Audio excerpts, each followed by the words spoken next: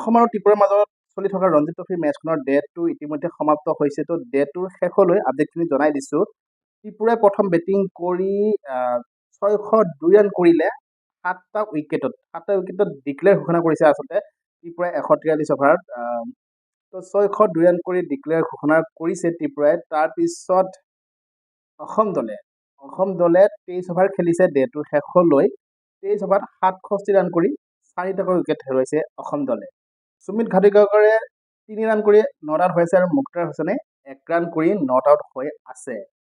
তো এতিয়া কথাটো হ'ল মেচখনৰ 2টা দিন গৈছে আৰু 2টা দিন বাকী ৰৈছে। তো আৰু 2টা দিন অসম দলে বেটিং কৰিব লাগিব, কিয়নো ত্ৰিপুৰাই ইমানে ৰান কৰি থৈছে প্ৰথম ইনিংছটোতে। তো ত্ৰিপুৰাই চাগে আৰু দ্বিতীয়টো ইনিংছৰ কাৰণে বেটিং কৰিব আহিব নালাগে। 602 ৰান। তো হনুমা বিহাৰী 156 ৰান কৰিছে, বিজয় শংকৰে 150 ৰান কৰিছে। এই দুয়োগৰাকীয়ে 300 ৰানৰ ওপৰত কৰিছে। তাৰপিছত চেণ্টু চৰকাৰ 94, আৰু আছে মুৰা সিঙে 52, দত্ত 51। তো এনেধৰণে ত্ৰিপুৰাৰ বেটিং খুব শক্তিশালী বেটিং কৰিছে ত্ৰিপুৰা দলটোৱে। ক'বলৈ গ'লে আচলতে অসম দলৰ দুৰ্বল বলিং, বহুত দুৰ্বল বলিং কৰিছে অসম দলটোৱে। বলিং লাইন আপটো যদি চাওঁ, অসম দলৰ মুক্তাৰ হুছেইনে 33 অভাৰ দিছে, 118 ৰান দি 1 উইকেট লাভ কৰিছে মুক্তাৰ হুছেইনে। 3.5 ৰান উইকেট দিছে প্ৰতিটো অভাৰত। তাৰপিছত মালাকাৰে কিমান ৰান দিছে, মালাকাৰে 26 অভাৰত 106 ৰান দি 2টা উইকেট লাভ কৰিছে, 4 ৰানৰ ওপৰত দিছে প্ৰতিটো অভাৰত। দৰ্শন ৰাজবংশী 20 অভাৰত 83 ৰান দি 3টা উইকেট লাভ কৰিছে, তো 4 ৰানৰ ওপৰত দিছে। ৰাহুল সিং আছে 40 অভাৰত 182 ৰান দি 1 উইকেট লাভ কৰিছে, 4.5 ৰানৰ ওপৰত দিছে। পুৰুকাস্থই 11 অভাৰত 51 ৰান দি 4.5 ৰানৰ ওপৰত দিছে।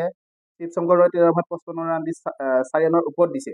চাবলৈ গ'লে খুব দুৰ্বল বলিং কৰিছে অসম দলে, খুবেই বেয়া বলিং কৰিছে, যাৰ ফলত ত্ৰিপুৰাই খুব এটা শক্তিশালী স্থিতিত আছে বৰ্তমান। 602 ৰান কৰি 7টা উইকেট মাত্ৰ, আটাইকেইটা উইকেট ল'ব নোৱাৰিলে অসম দলে। 2 দিন বল কৰিলে কিন্তু আটাইকেইটা উইকেট ল'ব নোৱাৰিলে ত্ৰিপুৰা দলটো। 7টা উইকেটৰ পিছত নিজে ডিক্লেয়াৰ ঘোষণা কৰিছে ত্ৰিপুৰা দলটোৱে। তাৰপিছত কি হৈছে, তাৰপিছত মাত্ৰ 23 অভাৰ খেলিছে শেষৰ ফালে অসম দলে, আৰু 67 ৰানত 4টা উইকেট অসম দলৰ গ'লেই ইতিমধ্যে। বাকী থকা 2টা দিনত অসম দলে কি কৰিব? চাকৰি 9 ৰান কৰি আউট হৈছে, প্ৰদ্যুৎ শইকীয়া 27 ৰান কৰি আউট হৈছে, পুৰুকেশৰ 9 ৰান কৰি আউট হৈছে, ডেনিছ দাস কেপ্টেইন 11 ৰান কৰি আউট হৈছে। তো ভাল ভাল উইকেট কেইটাতো গ'লেই, প্ৰথম 4টা উইকেটটো গ'লেই। তাৰপিছত অসম দলেনো কি কৰিব আৰু? অসম দলে এই মেচখনত এটা ইনিংছত পৰাস্ত হোৱাৰ দিশে আগবাঢ়িছে।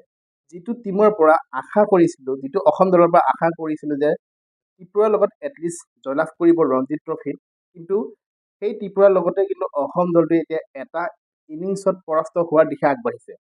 তো খুবেই দুৰ্বল বলিং আৰু বেটিং বুলি ক'ব লাগিব এই মেচখনত অসম দলৰ। এই মেচখনত বুলিয়ে নহয়, ৰঞ্জী ট্ৰফিৰ যিকেইখন মেচ হৈ গৈছে এতিয়ালৈকে অসম দলে খুবেই বেয়া খেলি আছে। আগৰ কেইখন মেচত বলিঙত অলপ ভাল দেখিছিলোঁ যদিও এই মেচখনতো বলিং একেবাৰে বেয়া কৰিছে অসম দলে। তো ৰঞ্জী ট্ৰফিত খুব বেয়া খেলি আছে অসম দলটোৱে। এনেধৰণে খেলিলেতো কাম নহ'বই, অলৰেডিতো কাম নহয়ে। নেক্সট ৰাউণ্ডত অসম দলটো যাব নোৱাৰে, সেইটো নিশ্চিত হৈ গৈছে। কিন্তু ত্ৰিপুৰাৰ দৰে টিমৰ লগত জয় বিচাৰিছিলোঁ, কিন্তু ত্ৰিপুৰাৰ লগত জয়লাভ কৰাটো দূৰৰ কথা, এই মেচখনত ড্ৰ কৰিব নোৱাৰে অসম দলে। পৰাজয় নিশ্চিত এই মেচখনত অসম দলৰ, এইটোতো অনুমান কৰিব পাৰিছোৱে। বাকী থকা দিন দুটাত কেনেধৰণৰ খেলে অসম দলটোৱে চাওঁ। সন্মুখত পাহাৰ সদৃশ ৰান, 602 ৰান। তো 602 ৰানৰ মোকাবিলা কেনেকৈ কৰে অসম দলটোৰ এই বেটিং লাইনআপে, সেইটো চাবলগীয়া হ'ব। লৈ আহিম তৃতীয় দিনৰো আপডেট এই মেচখনৰ। চাই থাকিব, আৰু ভাল লাগিলে লাইক শ্বেয়াৰ কৰি যাব, লগতে প্লিজ চেনেলটো ছাবস্ক্ৰাইব কৰি দিবলৈ নাপাহৰিব। ধন্যবাদ।